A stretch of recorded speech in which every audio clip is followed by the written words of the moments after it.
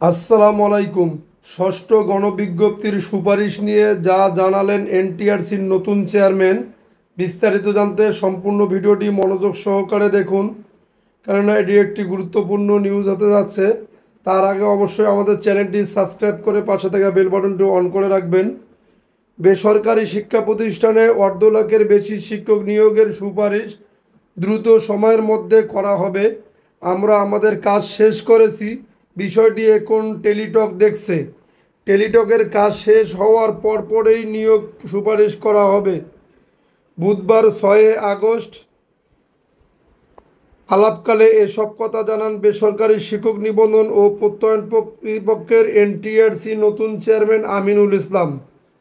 ষষ্ঠ গণবিজ্ঞপ্তির সুপারিশ করতে কতদিন লাগতে পারে, এমন প্রশ্নের জবাবে এনটিআরসি চেয়ারম্যান আরও বলেন, বিষয়টি নিয়ে টেলিটক কাজ করছে।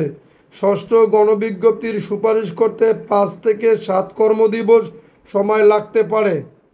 গত 16 জুন লক্ষাধিক শিক্ষক নিয়োগের ষষ্ঠ গণবিজ্ঞপ্তি প্রকাশ করে এনটিআরসি।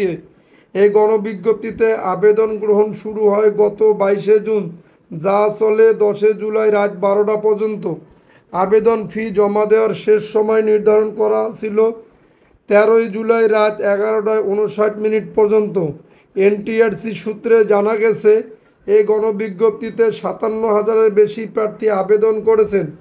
অথচ প্রকাশিত বিজ্ঞপ্তি অনুযায়ী দেশের বিভিন্ন এমপিওভুক্ত শিক্ষা প্রতিষ্ঠানে মোট 1,08,22টি শূন্য পদে শিক্ষক নিয়োগ দেওয়া হবে। এর মধ্যে স্কুল ও কলেজে রয়েছে 46,211টি, মাদ্রাসায় 53,501টি এবং কারিগরি ও ব্যবসায় ব্যবস্থাপনা প্রতিষ্ঠানে 1,110টি পদ ফাঁকা। সেই হিসাবে প্রায় অর্ধেকের মতো পদ ফাঁকা থেকে যাবে। যদি আপনাদের নিউজটি ভালো লেগে থাকে তাহলে অবশ্যই আবার বলছি, আমাদের চ্যানেলটি সাবস্ক্রাইব করবেন পরবর্তী ভিডিওর জন্য।